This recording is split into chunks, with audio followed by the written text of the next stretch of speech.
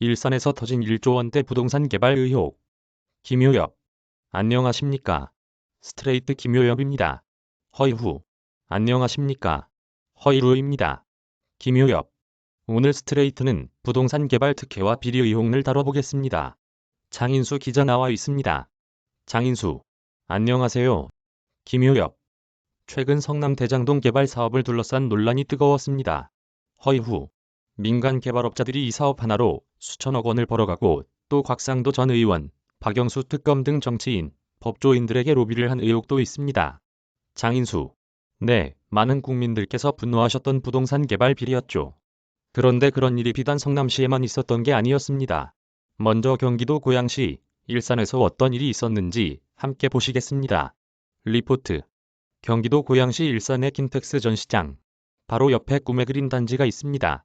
42,700제곱미터 부지의 아파트 1,100세대, 주거용 오피스텔 780세대가 지어졌습니다.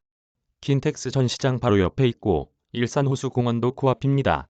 2023년 개통 예정인 광역 수도권 급행열차 이른바 GTX A노선의 킨텍스역이 단지 바로 앞에 들어서게 됩니다.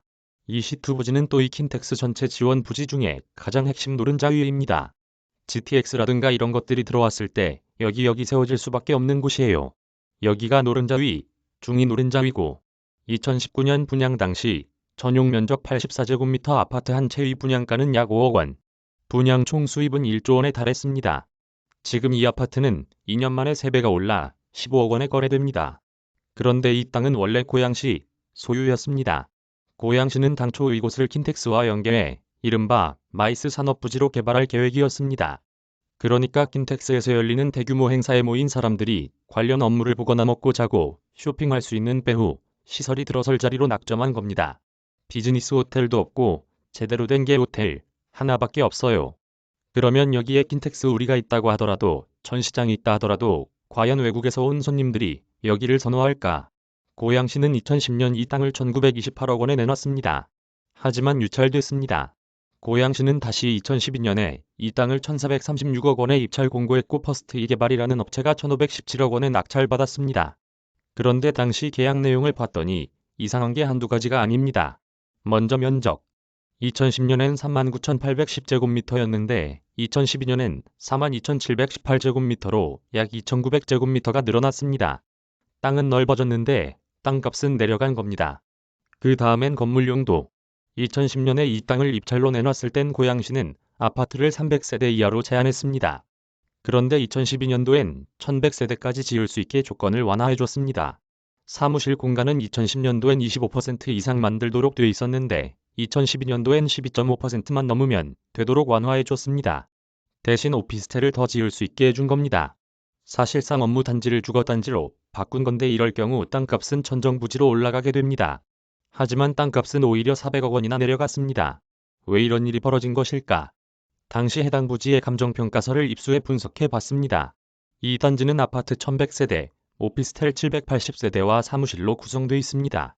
정확하게 평가하려면 아파트와 오피스텔, 사무실 부지를 각각 평가해야 합니다. 하지만 감정평가업체는 아파트와 오피스텔 건축 계획은 싹 무시해버리고 값이 싼 사무실을 100% 짓는다고 가정하고 평가했습니다. 감정평가 금액이 떨어질 수 밖에 없습니다. 심지어 대규모 토지를 한 번에 판다는 이유로 토지 가격을 할인해주기도 했습니다. 감정평가한 금액에서 15%의 할인율을 적용해 최종 땅값을 결정한 겁니다. 그러나 2009년 이 토지를 감정평가했을 때는 토지가 넓어서 깎아준다는 내용은 없었습니다. 0.85, 0.86으로 한 거는 좀 타당성이 결여됐다. 국토부도 이렇게 보고 있는 겁니다. 그래서 이런 여러 가지 기준을 잘못 적용하다 보니까 우리가 한 1천여억 원 정도의 헐값으로 감정이 이루어지지 않았나. 토지 감정은 두 곳의 감정평가업체가 맡았습니다. 두 업체의 감정평가서, 문장 마지막을 한쪽은 명사형으로 끝냈고 다른 쪽은 서술형으로 끝냈다는 것만 다를 뿐 내용이 같습니다.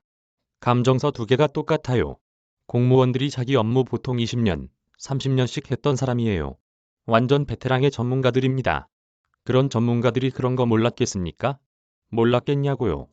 다 알고도 짜고 치는 고스톱을 쳤다는 얘기예요. 헐값 매각, 부실 감정 의혹이 제기됐지만 매각 당시 시장이었던 최성전 시장은 의혹을 부인했습니다. 두 개의 권위 있는 감정평가법인에 의뢰해서 실시한 감정평가를 반영한 것입니다. 따라서 특정인을 위한 용도 변경이나 특정인을 위한 헐값 매각이라는 개념은 절대 있을 수도 또한 용인될 수도 없는 것으로서 감정평가 업체들도 전혀 문제가 없다는 입장입니다. 국토교통부에서 발표하는 지역 분석 조서라는 게 있어요. 그 부분을 이제 저희들이 옮기는 거니까 대부분 같아질 수밖에 없는 내용이고 감정서가 거의 똑같은 것 같은 참고자료를 보고 작성해서 그렇다는 겁니다. 아파트 지을 땅을 사무실 부지로 평가해 가치를 터무니없니 낮게 매겼다는 의혹에 대해선 어쩔 수 없었다고 주장합니다. 2009년도에는 그 땅을 각각 개발할 수 있었는데 2012년도에는 지구단위 계획 구역을 바꿔서 네 필지를 한꺼번에 개발하도록 해놨어요. 필지를 한꺼번에 평가할 수밖에 없었죠. 15% 할인을 해준 건 당시 부동산 경기가 좋지 않았기 때문이라고 했습니다. 경제가 하락 시기였잖아요. 리먼 브라더스 사건 터지고 그때는 전부 다 기업에서 투자를 망설일 때란 말입니다. 그때 그 시기에 아파트를 아니 한 필지만 짓는 것도 아니고 네 필지를 같이 지어라 망하는 거죠. 퍼스트이 개발이 땅을 낙찰받는 과정에도 이런저런 의혹이 제기되고 있습니다. 먼저 10억 원 이상의 자산을 매각할 때는 시의회의 의결을 거쳐야 하는데 이를 거치지 않았습니다. 공유재산 관리 계획을 수립해서 저걸 거쳐야 하는데 그걸 이제 그 절차를 잘 몰랐던 거죠. 그래서 나중에 받으려 하다 보니까 이미 매각된 것도 있고 게다가 매매계약서에는 퍼스트이 개발 측에만 유리한 내용이 들어가 있습니다. 계약이 해제된 경우 갑인 고양시는 의린 퍼스트이 개발에게 받은 매매대금 전액을 반환하며 법정이율 5%를 적용하여 산정한 금액을 가산하여 을에게 반환하도록 한다고 돼 있습니다. 그러니까 누구 잘못이든 계약이 깨지면 고양시가 계약금을 포함한 매매대금 전액을 모두 돌려준다는 조항입니다. 없습니다. 여기만 있습니다. 그러니까 이 퍼스트이 개발 입장에서는 자금 조달하기가 너무 좋지 않겠습니까? 만일 하나 사업이 좌초돼도 퍼스트이 개발은 손해볼 게 없는 셈이니 이 조항 하나 덕분에 땅 살 자금을 빌려오기도 크게 쉬워진 겁니다. 퍼스트이 개발의 진짜 주인은 누굽니까? 왜 고양시가 지급보증 계약을 해야 하고 이자도 내줘야 합니까? 거기다가 허가까지 내준다고 그랬어요. 아니 퍼스트이 개발이 어떤 회사인데.